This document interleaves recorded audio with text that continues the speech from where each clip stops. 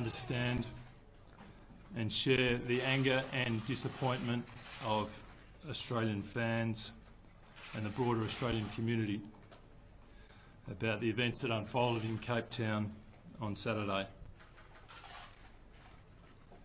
We've held a board meeting today, and I want to assure people that the Chairman and other directors of Cricket Australia share these same sentiments.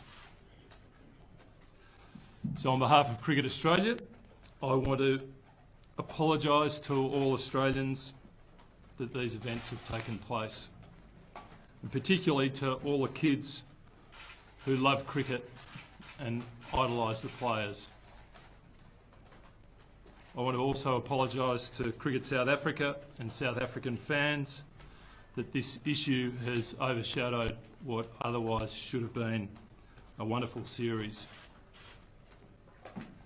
As the Chairman has said in his statement earlier tonight, we recognise that this issue goes beyond the technical nature of offences and various codes of conduct. It's about the integrity and reputation of Australian cricket and Australian sport. Ultimately, it's about whether Australians can feel proud of their national sporting teams. That depends as much on the way players conduct themselves as it does about winning or losing. It's all about how we play the game. Earlier today, I received an update about the investigation being conducted by our Head of Integrity, Ian Roy. And in conducting his interviews, Ian was also accompanied by 2 ICC integrity officers. Whilst that investigation is not yet fully complete, preliminary findings have been considered and discussed by the Cricket Australia Board earlier today. The key finding is that prior knowledge of the ball tampering incident was limited to 3 players: Captain Steve Smith, Vice-Captain David Warner and Cameron Bancroft. No other players or support staff had prior knowledge, and this includes Darren Lehman, who, despite inaccurate media reports, has not resigned from his position. He will continue to coach the Australian men's team under his current contract.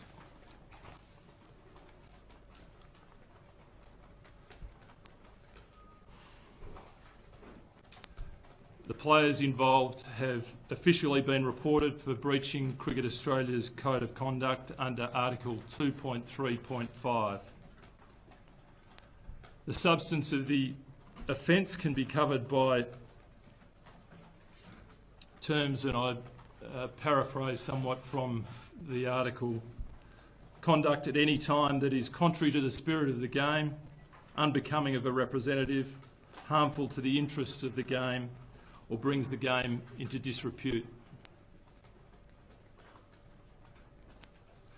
Once the investigation has concluded in the next 24 hours, sanctions will be announced and we'll go through the Cricket Australia Code of Conduct process, and I'll come back to that in a moment. All 3 players who have been reported will leave South Africa tomorrow.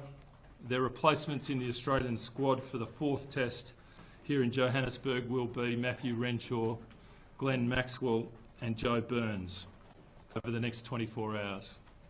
Tim Payne has been officially appointed captain of the Australian men's test team.